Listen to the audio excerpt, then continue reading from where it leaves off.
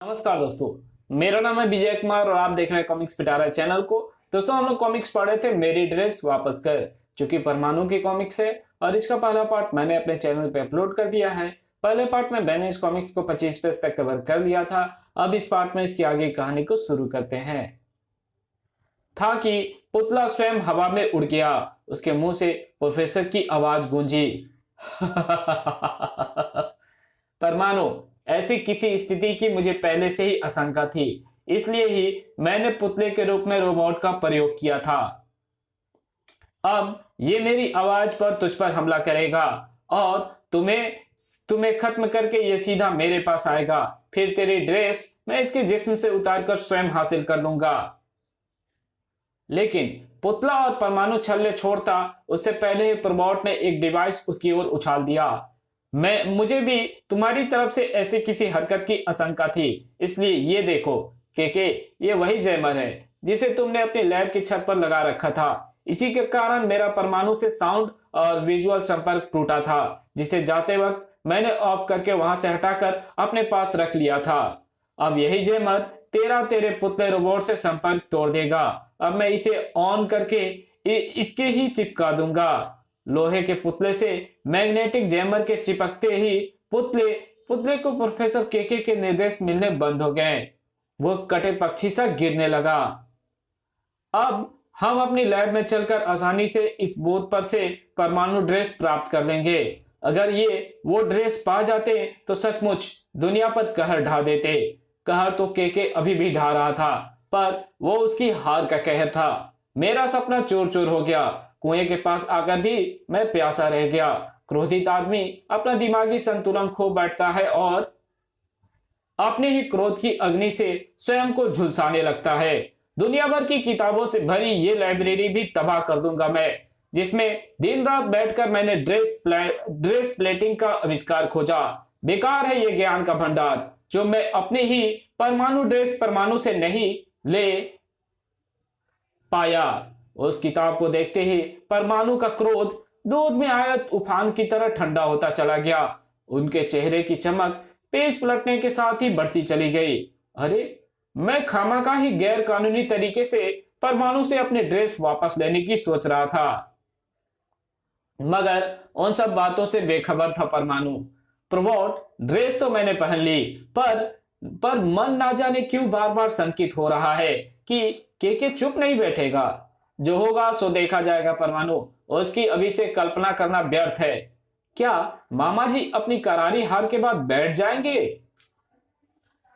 और मानव मन की आशंकाएं कभी कभी निर्मूल नहीं होती। भांजे, जैसे आज पूरे थाने में खलबली मचा रही थी, दरवाजे पर उपस्थित मामा जी की उपस्थिति। इंस्पेक्टर विनय करोड़ों आवाजों में पहचान सकता था वो आवाज, मामा जी। पलक झपकते ही उसके हाथ में रिवॉल्वर नाच उठा। हैंड्स अप के। ये क्या है भांजे? कल तूने और तेरे टेंगो चार्ली नामक शैतानों ने लॉरेंस रोड पर जो तोड़फोड़ की, उसके जुर्म में मैं तुम्हें गिरफ्तार करता हूं। बस परमाणु को वहां से ले जाने, उसकी ड्रेस छीनने की कोशिश करने के इल्जाम भी थोप दे मुझ पर भांजे। पूरे थाने के सामने मुझ पर गोली तानकर अच्छी इज्जत दे रहा है तू मुझे। मतलब वो मैं नहीं, वो ये था, ये मास्क जिसे पहन कर ले। अब तेरा हवलदार भी मामा बन गया। अब अगर ये चार छो को निपटाए तो क्या तू मुझे पकड़ेगा? मास्क वाले दंग रह गया इंस्पेक्टर विनय। मास्क वाली चाल चलकर ये अपने पुराने पाप कानून से छिपा रहे हैं, पर अब ये कौन सी चाल चलने आए हैं? मेरी सच्चाई जानकर हो गया ना तेरा गुस्सा ठंडा? चल अब मेरे पांव छू और रिपोर्ट लिख मेरी। छूने लायक पांव अब रहे नहीं आपके। हाँ, रिपोर्ट आपको किसके खिलाफ करनी है? तेरे। व्हाट? मेरा मतलब परमाणु के खिलाफ। लिखो, परमाणु ड्रेस मेरा आविष्कार है। इसका पेटेंट यानी कॉपीराइट अधिकार कानूनन मेरे नाम है। मेरे इजाजत के बिना परमाणु को वो ड्रेस पहनने का कोई कानूनन हक नहीं है। इसलिए कानून से मेरा निवेदन है कि मुझे मेरा आविष्कार यानी परमाणु ड्रेस परमाणु से वापस दिलवाई जाए और उस पर ड्रेस चोरी का मुकदमा चलाया जाए। व्हाट? तुमने स्वयं ही वो ड्रेस परमाणु को दी थी? कौन गवाह है? तुम? उफ, अगर मैं कहता हूं हाँ मैं गवाह हूं क्योंकि मैं ही परमाणु हूं, तुमने ड्रेस स्वयं ही दी थी, सबके सामने बहुत सारे राज खोलने पड़ेंगे जो कि मैं नहीं चाहता कि वो खुले। ट्रिन ट्रिन। हेलो, कमिश्नर बोल रहा हूं। उम्मीद है कि प्रोफेसर कृष्णकांत वहां पहुंच चुके होंगे। उनका केस तुम स्वयं ही सॉल्व करोगे, ये उनकी स्वयं की इच्छा है। वैसे उनके पेटेंट संबंधी सारे कागजात ओरिजिनल है, मैंने चेक कर लिए। तुम्हें फोन इसलिए किया था कि तुम इस केस में कोई कोताही मत बरतना, क्योंकि इस केस के एक सिरे पर है देश का सच्चा सेवक, मानवता का रक्षक परमाणु, और दूसरे सिरे पर है उसे ड्रेस का निर्माता और उसका असली अधिकारी प्रोफेसर कृष्णकांत। मैं कोई कोताही नहीं बरतूंगा सर, आप निश्चिंत रहें। क्यों भांजे, दिन मिला गए ना? सोचो अब मुझसे कैसे परमाणु ड्रेस बचा पाओगे। वैसे ये राज मैं खोल सकता हूं कि तेरे पास ही है परमाणु ड्रेस, पर नहीं, असली मजा तो तब आएगा जब तू स्वयं चीख चीख कर ये राज खोलेगा और मैं तुझे यानी परमाणु को अपने परमाणु ड्रेस का चोर सिद्ध कर दूंगा। और फिर कानून एक चोर को सिपाही बनने की सजा के रूप में ना सिर्फ ये पुलिसिया नौकरी छीन लेगा बल्कि दंड भी देगा। हंस गया ना बच्चू? ऐसा क्षण आते ही मैं तुम्हारा एनकाउंटर कर दूंगा के। एनकाउंटर नहीं, तू मेरी रात दिन सुरक्षा करेगा, क्योंकि देख मेरा एनकाउंटर करने आ गया है परमाणु भक्त प्रोफेसर। ये भी तुम्हारा बुलाया शैतान है। सिद्ध कर। सिद्ध मैं नहीं, इसकी जुबान करेगा। बोल, किसने भेजा है तुझे? परमाणु ने मुझे प्रोफेसर को मारने का हुक्म दिया है। मैं परमाणु भक्त हूं, उसका हुक्म बजाकर जाऊंगा। प्रोफेसर, परमाणु भक्तों की शक्ल तेरे जैसी नहीं होती। बचाओ इंस्पेक्टर, विनय बचाओ, ये परमाणु भक्त मेरी हत्या कर देगा। मूर्ख, ये मेरी नहीं तेरी हत्या करने ही आया है। गोलियों ने इस पर कोई असर नहीं डाला, मेरी किक से हिला तक नहीं। इस पर परमाणु बनकर ही काबू पाया जा सकता है। विनय, तुम डर कर मत भागो, मुझे बचाओ। मामा मुझे परमाणु नहीं बनने देना चाहता। उसे पता है कि परमाणु का राज छिपाए रखने के लिए मैं एकांत में जाता हूं। इंस्पेक्टर धनुष, तुम प्रोफेसर को संभालो, मैं अभी स्टैन गन लाता हूं। जाने दो प्रोफेसर, मैं हूं ना, इसका बैंड बजा दूंगा। क्यों बान? जी सर जी। पर उसने धनुष के पांव रास्ते में पकड़ लिए और घुमाकर फेंक दिया। धाड़! सर जी, उसने तो आपको ही कागज का फूल बना दिया। इससे पूर्व की शैतान और शैतानी करता। बस बहुत हो चुका है तू, बहुत मचा चुका है तू हंगामा। तुम मुझे ही मार रहे हो, मैं तो तुम्हारा ही भक्त हूं।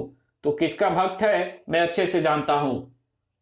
परमाणु आ गया, उससे मेरी ड्रेस लेकर वापस दिलाओ।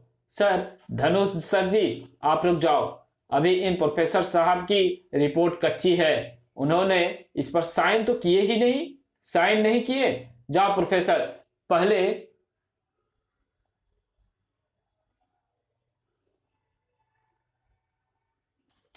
पहले साइन करके रिपोर्ट पक्की करो।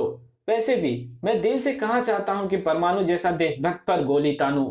रुक जाओ परमाणु। प्रोफेसर साइन करने भागा और परमाणु उसे लेकर थाने से बाहर हो गया। अब तुम स्वयं कमिश्नर के सामने चलकर अपने मुंह से सच्चाई उगलोगे। सच्चाई मेरे इस रिमोट का बटन दबाते ही दम तोड़ देगी। उसने धीरे से कोट की जेब से निकाले रिमोट का बटन दबाया और इधर, ओह नो, इसके शरीर पर जरूर रिमोट कंट्रोल बम बंधा होगा। मामा जी चाल पर चाल चलकर उलझाना चाहते हैं और सबसे बड़ी बात, हर क्लू स्वयं ही खत्म कर डालते हैं। जैसे परमाणु इंस्पेक्टर विनय बनकर लौटा, ओह, टीवी चैनल वाले भी आ गए। जी हाँ, लिखिए, परमाणु ने जब मेरी आधिकारिक परमिशन के बिना ड्रेस पहनी है तो वो ड्रेस चोर ही हुआ, और एक चोर देशभक्त कैसे हो सकता है? इंस्पेक्टर विनय, आपका क्या कहना है? क्या परमाणु को उसकी देश के प्रति की गई सेवा को देखते हुए कानूनन चोर कहा जा सकता है? No comment please. सवालों की बौछार होने लगी। नो कमेंट कहकर आप अपनी जिम्मेदारी से नहीं भाग सकते। ये क्यों नहीं कहते? परमाणु से ड्रेस वापस लेकर प्रोफेसर को सौंपने की हिम्मत नहीं जुटा पा रही है पुलिस। पहले तुम ये बताओ कि तुम्हें कलम किसने सौंपी, किसने रिपोर्टर बनाया तुम्हें? विनय का पारा चढ़ चुका था। तेरा आई कार्ड दिखा। घर छूट गया तो घर जा, वरना बंद कर दूंगा। आई कार्ड लेकर आना। हम रिपोर्टरों पर झुंझलाकर आप शो कर रहे हैं कि पुलिस परमाणु से प्रोफेसर को ड्रेस दिलाने में हिचकिचा रही है। पुलिस पर कीचड़ उछालते शर्म आनी चाहिए आपको। रही बात हिचकिचाने की, तो मैं तुमसे वादा करता हूं, कल सुबह परमाणु स्वयं आकर अपने ड्रेस प्रोफेसर को सौंप देगा। मगर इन्हें भी सिद्ध करना होगा कि ये उस परमाणु ड्रेस के असली हकदार हैं या नहीं। अब आप जा सकते हैं प्रोफेसर, और ये भी। जाने के नाम पर केके ने फिर चाल चली। नहीं, मैं नहीं जाऊंगा। परमाणु ने आकर मुझे मार दिया तो? वैसे तो आसानी से मरने वाली चीज नहीं हो तुम। फिर भी इंस्पेक्टर धनुष और बान सुबह तक तुम्हारी सुरक्षा करेंगे। बस 2 जने? हम 2 नहीं, 200 के बराबर हैं। क्यों बान? 200 नहीं सर जी, 2000 कहिए, 2000। इंस्पेक्टर धनुष एवं बान प्रोफेसर के साथ चल दिए। रात, गुंडे और परमाणु, इन तीनों का मिलन अक्सर होता रहता है। आज भी हुआ। लेकिन ठहरो, मुझ पर हाथ उठाने से पहले अपने हाथ चेक कर लो परमाणु। कहीं तुम्हारे हाथ चोरी के भी तो रंगे हुए नहीं है? चोरी के ड्रेस पहनकर चोर को रोकते हो, और चोर चोर तो मौसेरे भाई होते हैं। कहर ही बरपा दिया परमाणु ने। देश की रक्षा करने वाले चिराग इल्जामों की हवा से नहीं फड़फड़ाते। तुम जाओ परमाणु, इन्हें मैं संभाल लूंगा। मैं जानता हूं तुम सच्चे देशभक्त हो। जल्दी जाओ, कोई साहब आ गया तो मुझे आपको पकड़ने का नाटक करना होगा। यह मेरा नम्र निवेदन है कि तुम चले जाओ। मानना ही पड़ा हवलदार का वो नम्र निवेदन। अरे, ये नीचे क्या हंगामा बचा है? नहीं, परमाणु चोर है। उसने प्रोफेसर की ड्रेस चुराई है। ये थे परमाणु के सच्चे चहेते और कुछ गुंडों का झुंड। अगर तूने देशभक्त परमाणु के लिए एक भी अपशब्द कहा तो मुंह तोड़ दूंगा। वह मानवता का पुजारी है। मारो इन गुंडों को। मामला आगे बढ़ने से पहले ही परमाणु बीच में आ गया। Stop, please stop. मुझ पर लगे इल्जाम का फैसला कल सुबह होते ही हो जाएगा। परमाणु अंकल, उस खुसट प्रोफेसर को अपनी ड्रेस कभी मत देना। तभी मुड़ा परमाणु, और हिंसक हो उठा उसका स्वर। तुम भाड़े के टटुओ, मैं जानता हूं किसके इशारे पर तुम मेरे खिलाफ नारे लगा रहे थे। अगर एक पल भी और यहां दिखे तो मेरे परमाणु छल्ले तुम्हें भस्म कर देंगे। दोस्तों, मैं आपको विश्वास दिलाता हूं कि आपका परमाणु पर जो विश्वास है वो सदैव कायम रहेगा। कल को आने दो। लेकिन कल और आज के बीच में थी आज की रात। इसी रात में मुझे मामा जी की चालों का मुंहतोड़ जवाब ढूंढना है। आने वाले कल के बारे में परमाणु ही नहीं, स्वयं प्रमोद भी चिंतित था। परमाणु, प्रोफेसर की यह चाल पिछली सारी चालों से ज्यादा खतरनाक है, क्योंकि वो जंग ताकत की थी और ये जंग कागजों की है। कागज की जंग कागज से ही जीत सकते हैं हम। अरे, तुम आते ही इस वर्षों पुरानी अलमारी में क्या ढूंढ रहे हो? तोड़, ऐसा तोड़ जिसे परमाणु पर लगने वाला दाग लगने से पूर्व भी मिट जाए। एक एक पुर्जे को बारीकी से चेक कर रही थी परमाणु की आंखें, और अंततः उन आंखों में चमक बढ़ गई। तुम ठीक कह रहे थे प्रमोद, कागज की जंग हम सब कागज से ही जीतेंगे। टाइम क्या हुआ है? रात का 1 बज रहा है। एकाएक परमाणु ने प्रमोद के चेहरे पर अपनी नजरें गड़ा दी। तुम मुझे घूर क्यों रहे हो? क्योंकि तुम कभी कभी बहुत सुंदर लगते हो प्रमोद। बस आंखें ही खटकती है तुम्हारी। मस्खरी। रात के 1 बजे थे, और रात के 2 बजे धनुष और बान पूरी तरह उस बिल्डिंग के बाहर मुस्तैद खड़े थे, और अंदर एक साउंड प्रूफ कमरे में प्रोफेसर के मार्बल पर फुसफुसा रहा था। जेट, तुम तैयार रहना। जैसे ही गड़बड़ हो वहां बम बरसा देना। मैं फिलहाल सुरक्षित हूं यहाँ। काश कोई सुरक्षा करने वालों के दिल से ये बात पूछता। सर जी, एक बात कहूं, मेरा दिमाग ये सोचकर परेशान है कि जब परमाणु जैसे देशभक्त पर उंगली उठाई जा सकती है तो हमारी क्या बिसात है। बस करबान, मेरे दिल से पूछ, मैं उसी से इस परमाणु की सुरक्षा के लिए तैनात हूं। बस करबान, मेरे दिल से पूछ। मैं उसी से इस प्रोफेसर की सुरक्षा के लिए तैनात हूं जिस पर मुझे ही नहीं पूरे देश को नाज है। पीछे हुई आवाज सुन एकाएक घूम गए वो। अरे ये तो वही बुढ़ा प्रोफेसर है। चुप, देख चुपचाप वो क्या करता है। ये तो बावला हो गया, उल्टा चल रहा है। चुप। प्रोफेसर की वे हरकतें असामान्य थी। प्रोफेसर साहब कहाँ जा रहे हैं? मछलियां शूट करने। छोटे से तालाब में उतर गया वो। दिमाग तो ना सड़ गया है इसका। पकड़ ली, अब मैं इन्हें मारूंगा। सर जी ये तो पूरा क्रेक है। अब मैं इन्हें चांद की रोशनी में सुखाऊंगा। तुम्हारे पास गन है? हाँ है। भून दो इन्हें, मैं भुनी हुई मछली खाऊंगा। इसका दिमाग तो ठीक है, गन से भी भला मछली भूनती है। तुम गन से आदमी नहीं भूनते क्या? चल तू घोड़ा बन, मुझे परमाणु से ड्रेस लेनी है, कोर्ट चलना है। सर जी तू घोड़ा बनता है या मैं घोड़ा दबाऊं? नहीं प्रोफेसर, आज तेरी जान हमारी जान से ज्यादा कीमती है। मान ले, ये मर गया तो लोग कहेंगे हमने फर्ज ढंग से नहीं निभाया। मजबूर था बान। उन्हीं से कुछ दूरी पर थी झाड़ियां और उन झाड़ियों के पीछे थे कुछ साए।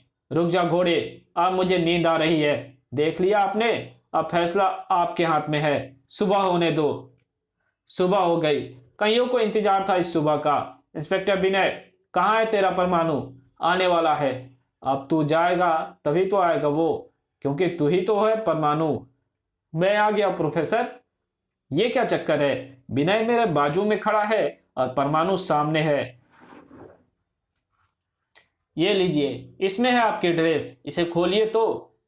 मेरी ड्रेस तो तेरे बदन पे है। सूटकेस खोलते ही उछल पड़ा प्रोफेसर। तुम आधे पागल हो के? मैं आधा पागल हूं? न मैं नहीं कह रहा, वो पर्दे पर चल रही फिल्म भी यही कह रहा है। और ये रही डॉक्टर की रिपोर्ट, तुम्हारे आधे पागल होने का पुख्ता कागज।